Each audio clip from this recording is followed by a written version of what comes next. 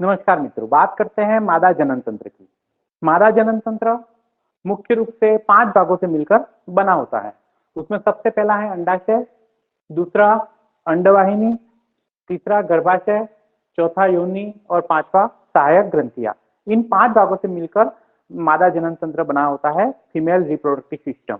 जिसमें मादा जनन तंत्र का जो मुख्य अंग होता है वो अंडाशय होता है और बाकी जितने भाग है वो उसके सहायक भाग कहलाते हैं।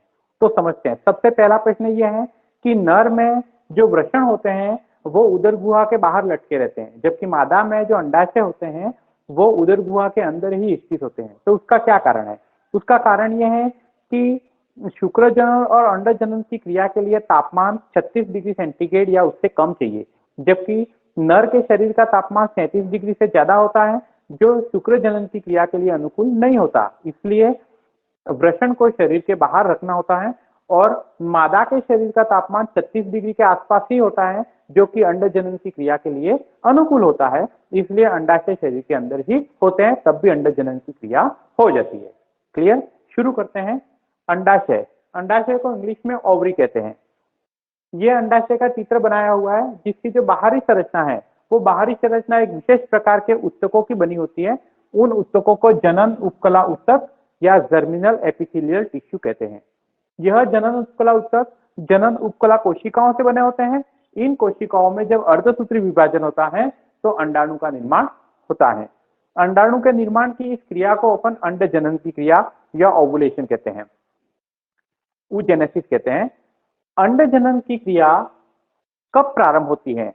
तो ध्यान रखना, शुक्र जनन की क्रिया नर में जब बच्चा किशोरावस्था में आता है 12 और 14 साल की उम्र के बाद, तब शुरू होती है।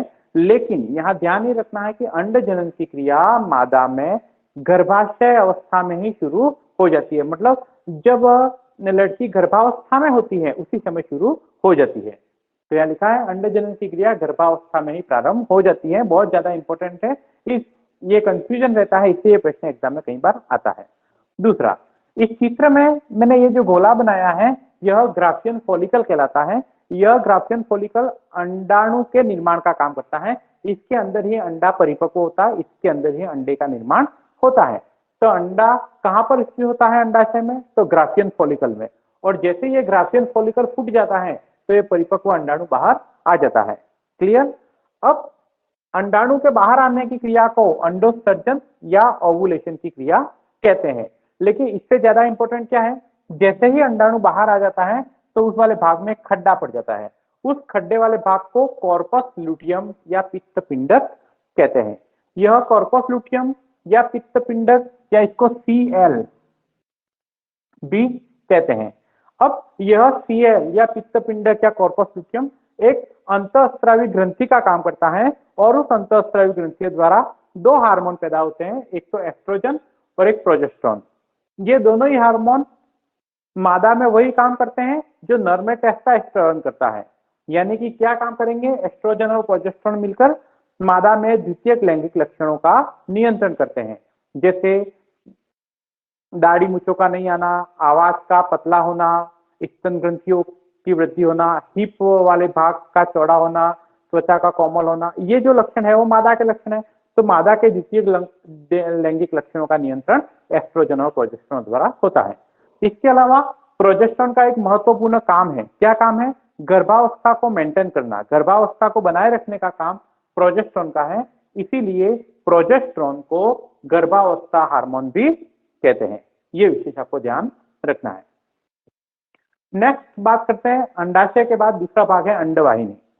अंडवाहिनी एक नली है जो अंडाशय से निकले हुए अंडाणु को गर्भाशय तक पहुंचाने का काम करती है।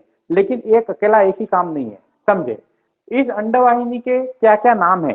अंडवाहिनी, डिंबवाहिनी, ओविडक्ट या फैलोपियन ट्यूब, इतने सारे नाम हैं। प्रत्येक अंडवाहिनी 3 भागों से मिलकर बनी होती है, मतलब 3 भागों में बटी होती है। इनफंडिबुलम, एम्पुला और स्थमस। स्थमस। अब इनफंडिबुलम वाला भाग अंडाशय से जुड़ा रहता है, स्थमस वाला भाग गर्भाशय से जुड़ा रहता है और उन दोनों के बीच का भाग एम्पुला कहलाता है। अब ओविडक्ट के दो मुख्य काम है। पहला काम अंडाशय से अंडे को गर्भाशय तक लाना, और उससे भी ज्यादा दूसरा जो महत्वपूर्ण काम है वो है निषेचन क्रिया करना। परीक्षा में आता है कि निषेचन क्रिया कहाँ संपन्न होती है, और ऑप्शन में आता है अंडाशय, अंडवाहिनी, गर्भाशय या योनि, और 80% लोग आंसर गर्भाशय करके या अंडाशय करके आते हैं, जबकि वास्तव में इसका आंसर है अंडवाहिनी। तो निषेचन क्रिया कहाँ पर संपन्न होती है, तो अंडवाहिनी में संपन्न होती है। अगर अंडवाहिनी ऑप्शन में नहीं है और ऑप्शन में अगर एम्पुला लिखा हुआ है तो एम्पुला ज्यादा सही है। क्यों सही है? क्योंकि अंडवाहिनी में 3 भाग हैं, तो कौन से भाग में निषेचन क्रिया होती है, तो एम्पुला में होती है। क्लियर? चलो, अंडवाहिनी के बाद अगला भाग है गर्भाशय। गर्भाशय एक थैला है जिसके अंदर गर्भ मतलब गर्भावस्था में जो शिशु पल रहा है उसका पालन पोषण उस गर्भाशय में होता है। यह गर्भाशय 3 परतों से मिलकर बनी रहती है। बाहरी परत को एपिमेट्रियम, मध्य परत को मायोमेट्रियम और सबसे आंतरिक परत को एंडोमेट्रियम कहते हैं। इसका अंतिम सिरा जो है, गर्भाशय का अंतिम सिरा बंद रहता है, नॉर्मली आवश्यकता अनुसार खुलता है, तो इस सिरे को अपन सर्विक्स या ग्रीवा कहते हैं। क्लियर? जो एंडोमेट्रियम है मतलब गर्भाशय की जो सबसे अंदर की परत है, उस अंदर की परत के ऊपर एक श्लेष्मा की मोटी परत और जमी रहती है। उस श्लेष्मा की परत को स्ट्रेटम फंक्शनलिस कहते हैं। यह स्ट्रेटम फंक्शनलिस एमसी पीरियड के दौरान जब मासिक धर्म आता है उस समय यह फट जाती है। फटने के बाद क्या होता है कि उसमें जो रक्त होता है वो शरीर से बाहर निकल जाता है।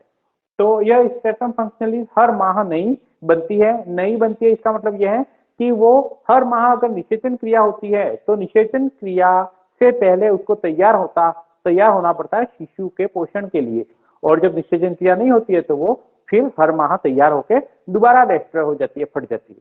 क्लियर? तो यह स्ट्रेटम फंक्शनलिस एक अस्थायी परत है जो हर माह नष्ट हो जाती है। क्लियर? चौथा वाला भाग है जो योनि या वेजाइना। यह मादा का बाह्य जननांग होता है। इसमें वैसे तो इसका वर्णन तो डिटेल है, लेकिन जो काम की चीज है उसमें एक लैक्टोबैसिलस बैक्टीरिया पाए जाते हैं। यह लैक्टोबैसिलस बैक्टीरिया क्या करते हैं, योनि के आंतरिक भाग में जो श्लेष्मा होता है उस श्लेष्मा का किण्वन कर देते हैं। उसका किण्वन करने से, क्योंकि लैक्टोबैसिलस जीवाणु एक अवायवीय जीवाणु है, अवायु श्वसन करते हैं, ऑक्सीजन की अनुपस्थिति में श्वसन करते हैं। तो जब श्लेष्मा का किण्वन होता है तो अम्लीय पदार्थ बनते हैं। जब कुछ अम्ल बनते हैं तो यह योनि को अम्लीय माध्यम प्रदान करते हैं। यह अम्लीय माध्यम योनि को संक्रमण से सुरक्षा प्रदान करने का काम मुख्य रूप से करते हैं। ठीक? योनि का जो पश्च वाला भाग है वो गर्भाशय से जुड़ा रहता है। पश्च वाला भाग मतलब जो प्रारंभिक भाग जो कि गर्भाशय से निकला हुआ है, तो गर्भाशय से जुड़ा रहता है, जिसे अपन बर्थ कैनाल कहते हैं। मतलब शिशु के जन्म के समय यह बर्थ कैनाल या जन्म नाल का काम करती है। ठीक? इसके अलावा जो मादा जनन तंत्र का अंतिम वाला भाग है वो सहायक ग्रंथियां हैं। तो एक मुख्य सहायक ग्रंथि है, उसका नाम है बर्थोलिन ग्रंथि। यह बर्थोलिन ग्रंथि योनि के दोनों ओर स्थित होती है, एक जोड़ी। यह क्षारीय चिपचिपे पदार्थ का स्राव करती है। क्षारीय चिपचिपे पदार्थ के वो 3 मुख्य काम है। पहला काम तो यह है कि वो योनि के माध्यम को क्षारीय बनाए रखती है, नम बनाए रखती है। इससे क्या फायदा, लैंगिक क्रिया में भी सहायक होती है यह, और शुक्राणुओं को सक्रिय करने में भी सहायक होती है, क्योंकि शुक्राणु क्षारीय माध्यम में ही सक्रिय होते हैं। तो शुक्राणु को क्षारीय करने के लिए भी यह क्षारीय तरल उत्तरदायी है।